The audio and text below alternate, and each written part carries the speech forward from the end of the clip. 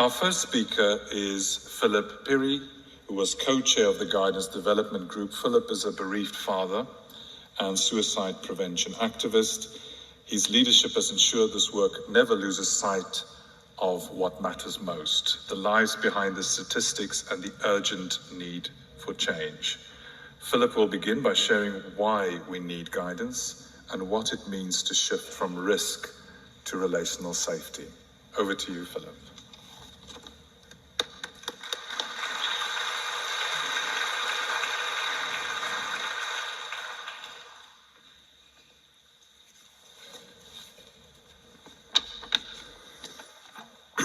Good morning.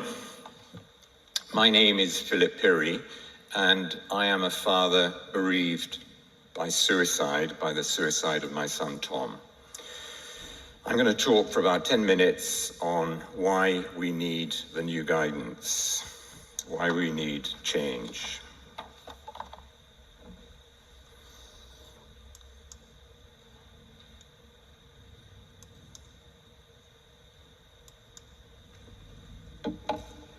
For me, this is why we need change.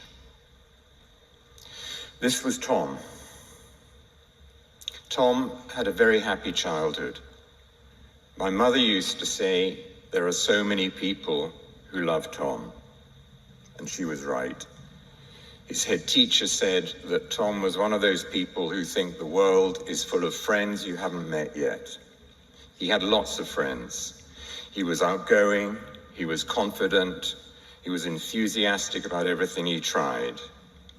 He loved sport, especially football, and in 2 weeks' time, a group of his friends are having a football match, a memorial football match, in memory of Tom. Tom did well academically at school and university. He spoke 3 languages fluently, and he wanted to be a teacher because he wanted to do some good in the world. In July 2020, Tom took his own life. The day after, he'd been assessed as low risk of suicide. At first, I thought he was one of the unlucky ones, one of the few who'd been wrongly assessed. But I was utterly shocked to discover that Tom was not the exception to the rule. He was the rule.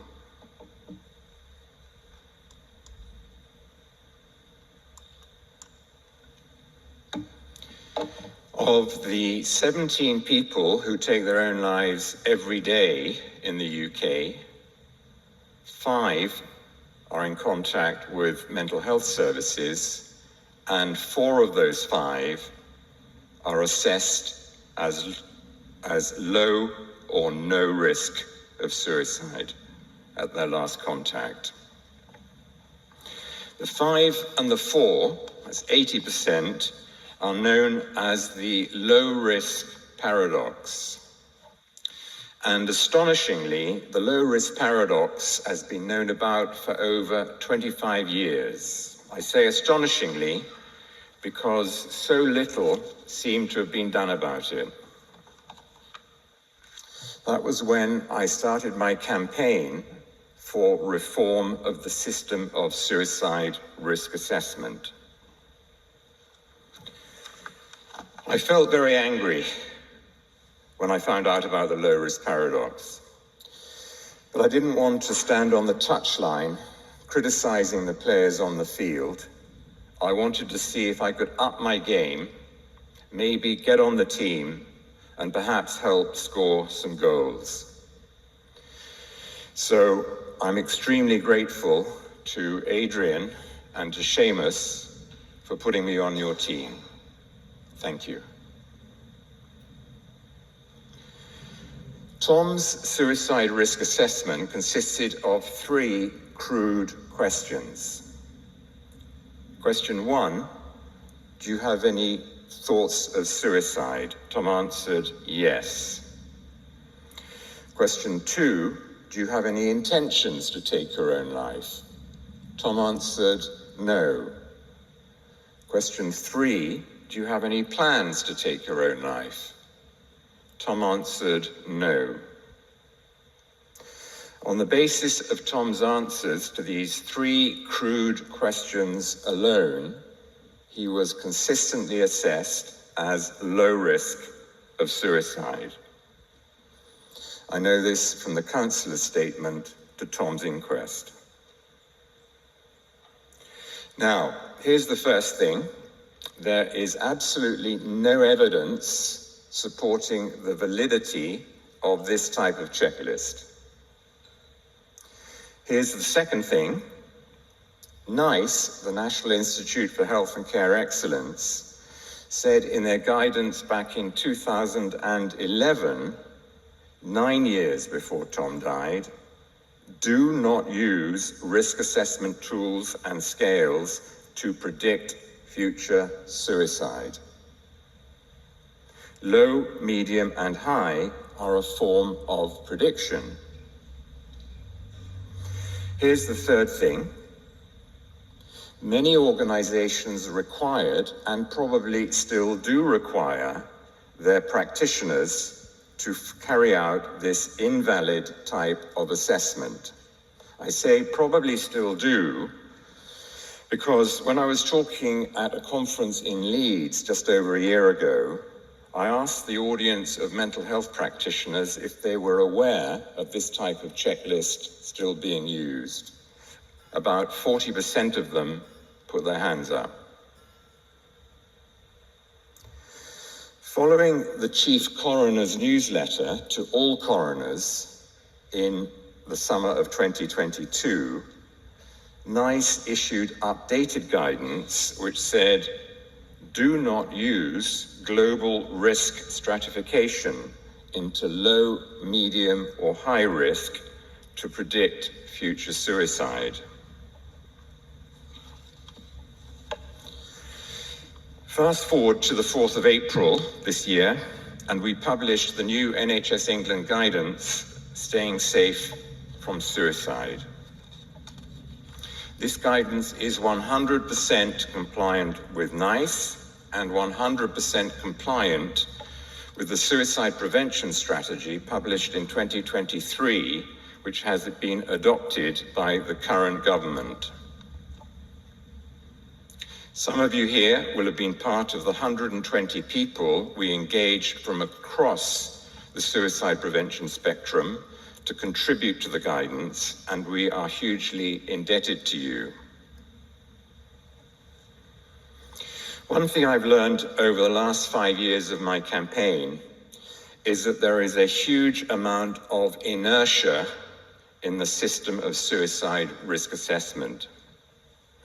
The low-risk paradox having been known about for over 25 years, and the fact that NICE guidance of 2011 fell upon deaf ears proves my point. This has implications for implementation because we must ensure that the guidance does not go the same way as other well-intentioned initiatives have gone in the past. It has to be put into practice. I was particularly encouraged by my meeting last week with the Minister for Mental Health, Baroness Merron, who committed to put her weight behind implementation of the guidance with some specific actions.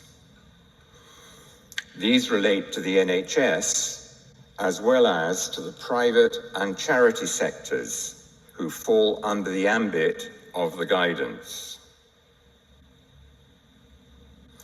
Everyone here today can do something to help change the practice of suicide risk assessment. The guidance emphasizes the need for person-centered and collaborative care.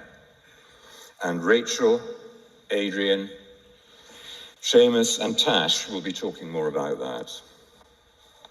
In the last 5 years, I've met some incredibly talented and passionate people dedicated to preventing suicide, including Dr. Laddy Smith, President of the Royal College, who have shown unstinting support. Many of them work in progressive organizations, and I pay tribute to their early adoption of what we say in the guidance, sometimes well before we published.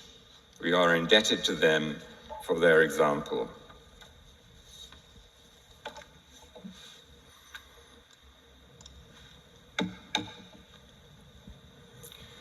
There were so many people who loved Tom, and Tom gave so much joy to all those who loved him. He might be alive today if he'd received care that was person-centered and collaborative. I will never know. But what I do know is that I don't want any other group of family and friends to go through what we have been through. Let's do all we can to prevent the scourge of suicide, and following the guidance is a good start. Thank you.